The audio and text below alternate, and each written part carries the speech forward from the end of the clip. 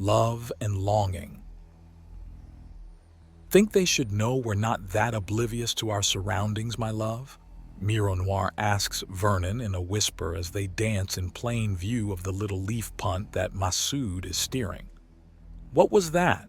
Sorry, I was lost in your eyes, he says with an impish grin. Vernon, she exclaims as giggles rush over her. The dance is on temporary hold until the giggle fit subsides. Why'd they stop? The less than subtle child asks from the leaf punt. Could be any reason, Masood says before he raises an eyebrow as at Mironoir's lead, both dancers slide over to their small boat. Did you like the dance, children? Mironoir asks the three little Apuk who have leaned away. Which is rude, but she understands a battle princess is a fearsome foe. Vernon keeps a more respectful distance.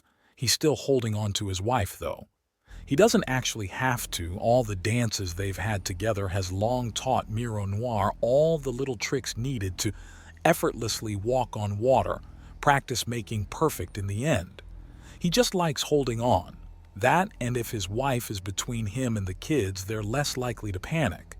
He doesn't regret dropping the plagues on the belligerents of the Harcool and Barlis, but scaring the children. Not a side effect he's comfortable with. So, why are you dancing on the water? Wouldn't it be easier to do it on the ground or on a floor? Hani Harcool asks. The first time we went dancing, someone was showing off and had us dancing on water. Mironoir explains, turning to look back at Vernon, and he chuckles.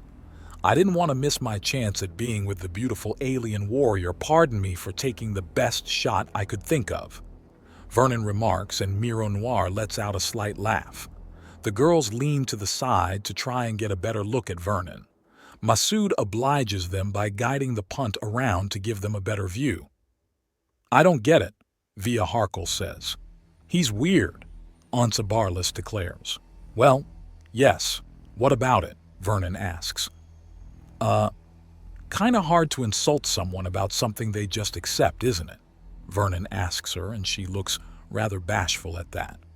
So, do you want to tell me why you three need personal attention from a sorcerer? Hey now, no giving them the third degree, Vernon. Masood chides him. Sorry, it's just dealing with the families has not been easy. They keep trying to kill me or each other. You must have scared them or something, Masood says lightly. It's not like they were going to listen to reason when I tried to get them to stop killing each other. I mean, yeesh, giving someone hell for trying to help you is just unreasonable, Vernon notes. Vernon, not in front of children. Sorry, but let's be honest. You three have heard far worse from your families, mostly about what they think of the other family. Vernon, Mironoir warns him. Sorry, I can't make sense of the situation. Everything around the feud seems really, really stupid to me. And what would you do if you were told your whole life that there was an entire family that wants to kill yours and has tried? Mironoir asks him. Set traps and get back up, Vernon answers. Pardon? It's hard to control when an enemy attacks, but you can control the field of battle if you know they have to come to you. So you keep the family together and always nearby well-booby-trapped fallback zones. This way you're legally on the defensive so you can call in the police to help you out and you stay safe. You don't go and raid an enemy's position unless you have something you want or need. Unless they have something you want or need. Strange slip of the tongue. Masood notes. He knows he's stirring the pot, but this is important. The Barlis and Harcool families merged long ago. To me, they're just two halves of one really dumb family, Vernon says. No, we didn't, Ansa Barlis protests, and Vernon looks at her and focuses for a moment. All three girls start glowing faintly. 3 to 4 generations ago, the Barlis and Harcool families showed just how much they share the same brain by raiding the other family at the same time. Both raiding parties missed each other, both going to and coming back from the raids, and stole the same things, the sons of the other family. These were meant to be powerful, weakening moves, but when they got back, their own family had their sons taken. Vernon explains. Now, instead of doing the smarter thing and meeting on neutral territory to exchange the sons back, they doubled down and Vernon trails off as Via Harkle raises her hand. Yes? Neutral territory? Via Harkle asks without really asking. Neutral means not one way or the other or balance. Territory is a place, so neutral territory is a place that neither side controls, meaning neither side is stronger or weaker for being there. Masood explains, crouching down to sort of whisper it to the children. Oh, okay, Via Harkul says. Right, where was I? Vernon asks. Smart thing about the kidnapped sons.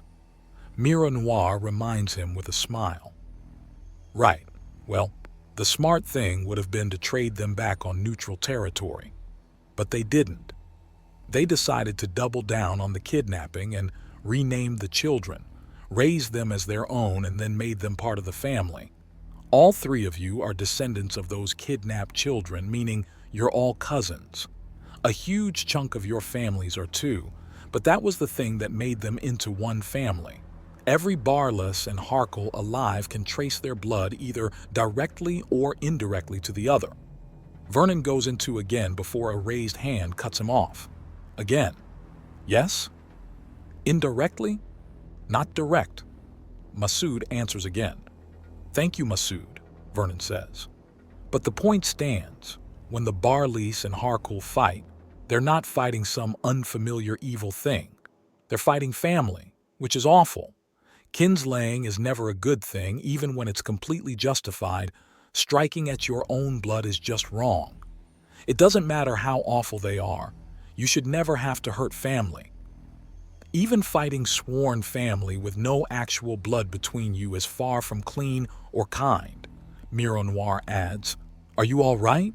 Vernon asks as he picks up the hidden sadness in her voice. Just remembering. Sometimes a sworn sister leaves the Empress's good graces and finds herself exiled. Mira Noir notes with a distant look. It's a sad and terrible thing when it happens. News has just gotten back after a former sister has had her mortal remains returned to Serbo.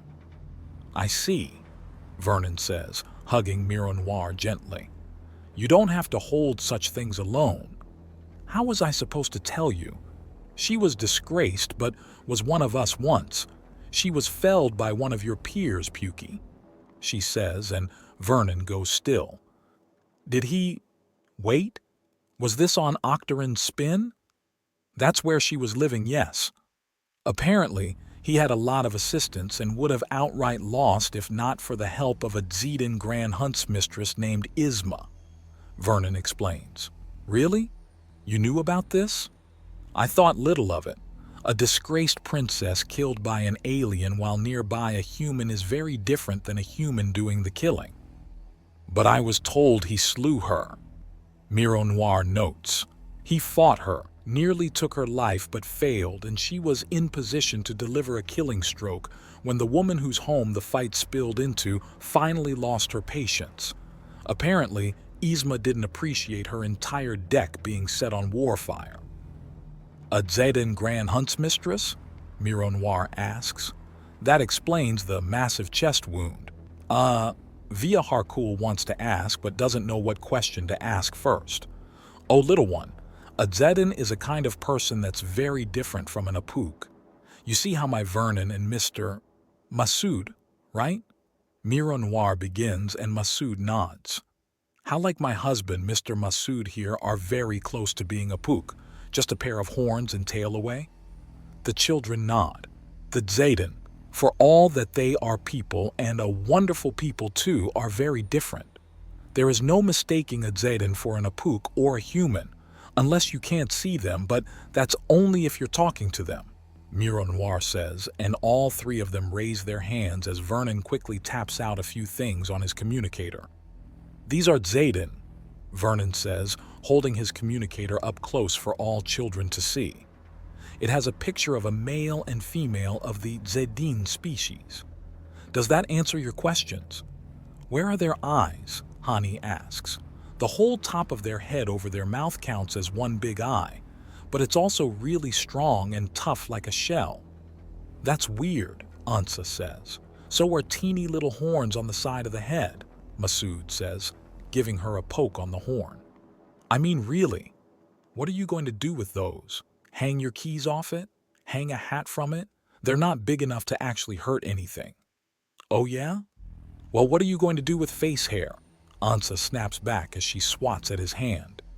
Keep my chin warm? Masood asks, and there's some instant chatter from all three kids on how silly that is. Vernon and Miro Noir share a smile at that little step of unity. Looks like the hope for the next generation is brighter by the day. While a beard can still be practical, want to see something on a human that isn't? Vernon asks, crouching down. The kids quiet down and seem to deliberate. Look at my eyes. See the pink thing in the corners near the nose? You're a little far, one of them says. Should I come closer? Via Harcool says. I want to see, Hani Harcool remarks. But what if, Ansabarlis muses. Then all three of them nod, and Vernon takes a step and leans close. See the pink thing? That is a second eyelid. One I don't have the muscles to move, so it just sits there, Vernon says. There are a bunch of things like that, like the wisdom teeth, Masood says. Oh, those are bad. Healing comas bring the damn things back, Vernon mutters. Vernon, language. Sorry, but they're a pair of teeth that don't fit into the mouth and normally have to be surgically extracted. Which means that after healing comas, we all have to meditate and reshape our jaws so they don't crush our teeth together, Masood says before chuckling. It's why almost all undaunted have such big and strong-looking jaws. We need the room for extra teeth. That and it helps us all be lantern-jawed titans of justice. Vernon jokes and Masood throws his head back to let out a single, "Ha!" True enough, he says, rubbing his own chin. I don't get it. Lantern jaw? Big square jaws are normally associated with strength in human men. So in a lot of cartoons and pictures, we have people with ridiculous chins that are supposed to make them look big and strong, but just make them look silly, Vernon says in an amused tone. The kids aren't flinching away from him anymore, which makes 3 down, several hundred to go. No kidding. You'd swear some of those characters could hammer nails with their jaws, they were so silly, Masood says, as he remembers the first American comic he ever read. It was so silly he mistook the action comic for a comedy. It took him 3 books in the series to realize that they were all being serious, and they actually thought people were supposed to look like that. It had taken him a long time to decide if that was more funny or sad. Now, do you little kiddies have any other questions? What's happened to our families? Ansabarlis asks. Right now they're moving. You see, to help stop the fighting, we're getting them away from each other. This way, even if they chose to still not like each other, they don't run into each other and fight so much, Vernon says. We spoke to some nobles to see them with new homes and even new jobs. They'll be the noble guards of different lands now. That way they can keep using their strength, but in a far more noble and worthy way, Miro Noir assures them. Then can we go home? Via Harkle asks. Not yet.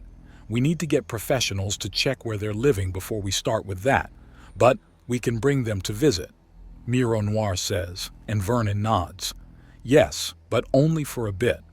They're going to be very busy getting stronger, keeping people safe and building their new homes bigger and better so there's room for everyone. He agrees with her. Are you going to stay around when that happens? I will and won't. I'll be nearby in case someone tries something silly. But it'll be like when I was on the roof. The most that I'll do is call out something unless something bad happens, and you just need to tell me to go away for me to leave, Vernon promises. But why aren't you? I mean, you were so scary before, Ansabarlis asks. Vernon shrugs. I don't control what people fear. Masood snorts hard. Quiet you! Vernon orders his finger pointing directly into Masood's face, This just brings out snickers.